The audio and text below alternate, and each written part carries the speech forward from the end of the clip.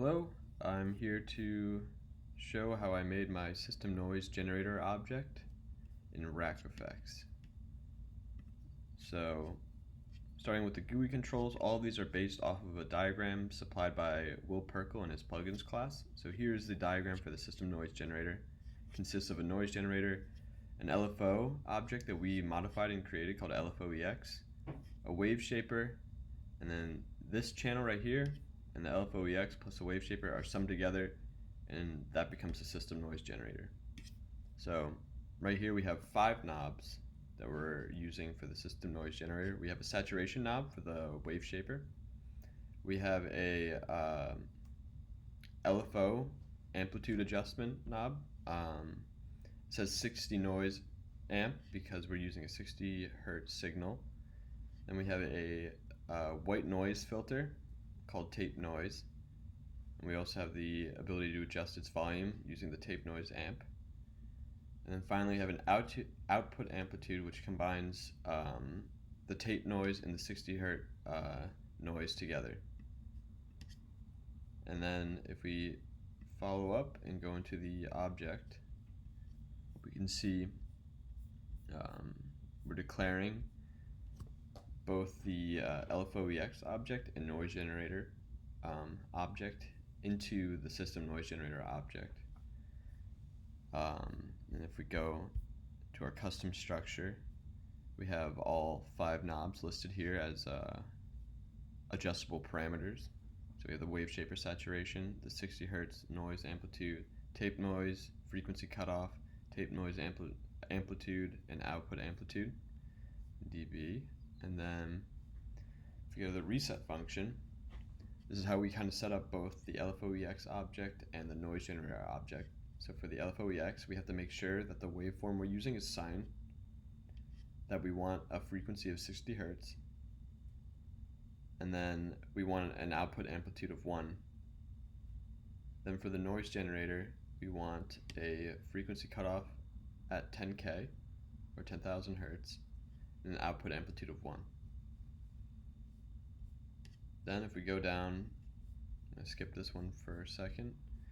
If we go down to set parameters, we end up setting any of our GUI controls into these objects.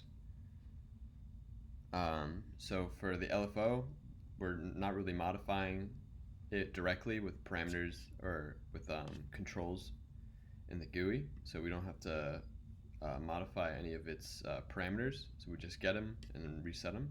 Then for the noise generator, we have a low pass filter that needs to be adjusted via the tape FC or frequency cutoff knob.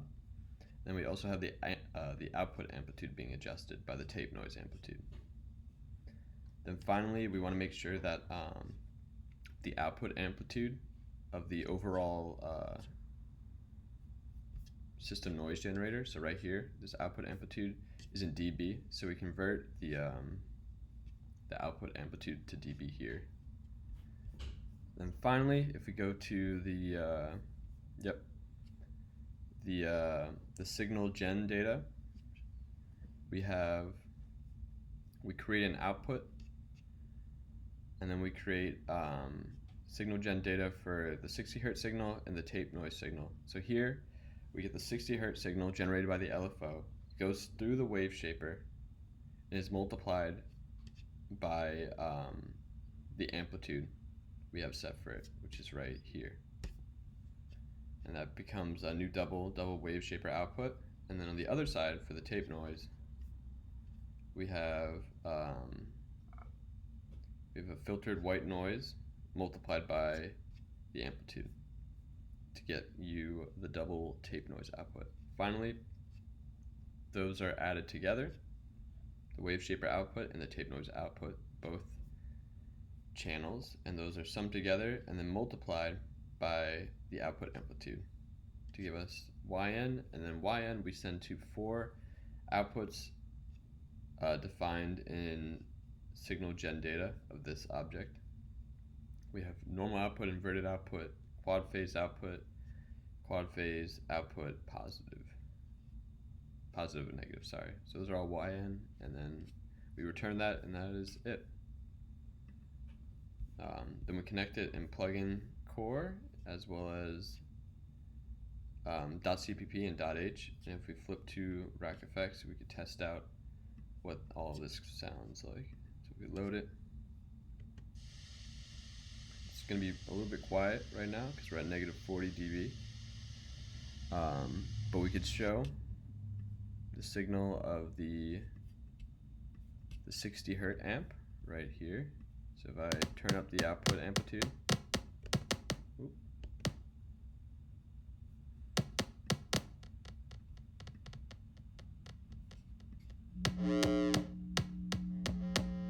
there you go. Sorry, my computer is not the best at doing multiple things at once, so that cracking is not usually there when I'm not filming my screen. So there's the 60 Hz signal. Pull that down, and then we have the white noise and the frequency cutoff knob right here. Finally, we have the saturation knob. Here you can see start to get a little bit more squarish the more I saturate this sine wave. So then,